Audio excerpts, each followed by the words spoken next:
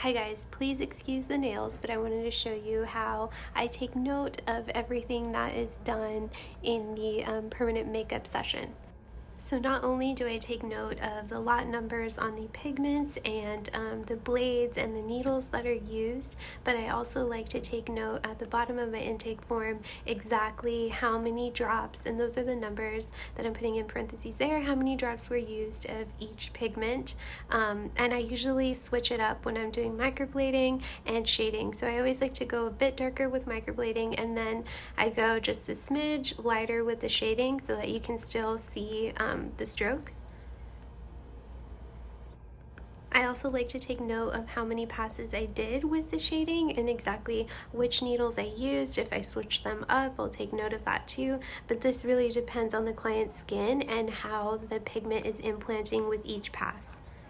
So again, these are notes that I take on top of all of the information that we are required to take down by the state of Texas. So that's like lot numbers, that's their birthday, that's their ID, that's all of that good stuff. And I found for myself this is really important to do so that if they come back and there needs any adjustments need to be made as far as like going darker with pigment or adding more, I know exactly what I did the first time, and I can base it off of that.